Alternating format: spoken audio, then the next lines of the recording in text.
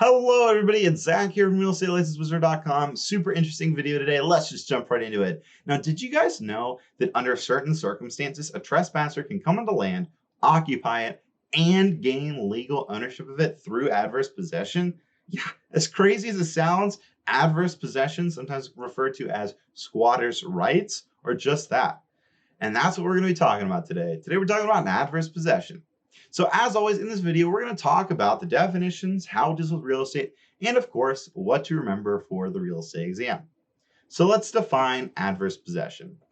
Adverse possession is a legal principle under which a person who does not have legal title to the property acquires legal ownership based on the continuous occupation of the property. If successful in proving adverse possession, the person or parties are usually not required to pay the owner for the land. Crazy, right? So, who are squatters and what is squatting? Well, as I mentioned earlier, sometimes this is called squatters' rights. Now, there's a clear distinction between the terms, and I'm going to explain those real fast. So, the people or parties occupying property while having no title are called squatters. Squatting is the act of continuous occupation, while adverse possession is the principle in which squatters obtain ownership. You see the difference? So squatting tends to occur when people who are poor, homeless, they find buildings and occupy it. However, that is not always the case.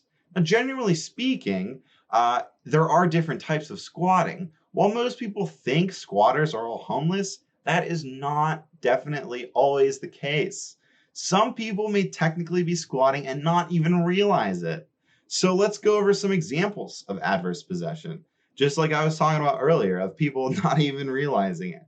So the most well-known examples, obviously, of adverse possession are someone homeless, maybe finding an empty building and living in it for years, eventually trying to earn ownership. However, that rarely actually happens. Most common examples of adverse possession occur through things like continuous use of maybe a private road or driveway or agricultural development of an unused parcel of land. Now, often homeowners believe they have title to use a portion of a property connected to theirs and might even pay taxes on it. However, maybe after a new set of neighbors come in, they realize that they never actually owned it. Through adverse possession, they can claim that portion of the property if they meet certain amount of requirements. Now, obviously, those requirements vary from state to state. So, what are the 5 elements of adverse possession? Well, let's discuss them. So in the US, there are 5 federal requirements that must be met for a legal claim for possession to be made. So these are the 5. So the occupation of the property must be hostile, actual, open and notorious, exclusive, and continuous. I'm going to give you guys an opportunity to pause here if you guys want to read them over. Really, for the exam, you just have to know what the 5 are and mainly which ones apply to your state, which I'm going to talk about a little bit later. But feel free to pause here. Like I said, these are the federal ones. These are the general ones. But if not, I'm just going to continue on going. So if the squatter does not meet these 5 requirements, they cannot make an adverse possession claim. Now, additional requirements of adverse possession obviously vary from state to state, as I mentioned earlier. So what do you need to know for the real estate exam? Well, as I mentioned earlier, I think this is the 3rd time I've seen this, adverse possession laws vary state to state. So it's essential to read and understand your state's laws. Some states do not explicitly define their stance on adverse possession, while others do. So keep that in mind. Now, if you want to find out what your state's adverse possession policy is, I'll leave a link to the article down below, cover all 50 states. We just published it last week, so you guys can read up on it and figure out what the rules and laws are in your state. Now, obviously, come exam time, you need to know your state's policies and laws. Maybe a question you might see is something where it discusses those elements again, maybe the time frame. A big thing is the time frame. So continuous occupation varies. Some states is as low as like 3-5 years.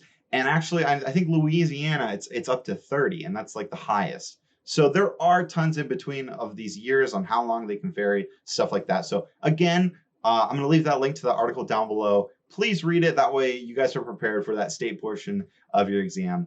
where I guarantee one of these, something to do with adverse possession, is likely to come up. I can guarantee it. But yeah, that's enough. That's enough rambling about me anyway today. So yeah, that's pretty much everything you need to know about adverse possession. This video is part of our Answering Real Estate Exam series, where we go over specific vocab topics for the real estate exam. Please check out the rest of those videos if you guys are new here. That way you're prepared as possible come exam day. Now, if you do have any questions or comments, please leave them down below. And don't forget to like and subscribe for more real estate exam related stuff. Thank you guys so much for watching. You guys have been great lately asking me all these questions. I really appreciate it. I just want to share the love. Again, thank you guys so much. But yeah, that's it. So my name is Zachary Samuel. As always, from realestatelicensewizard.com. Make today magical.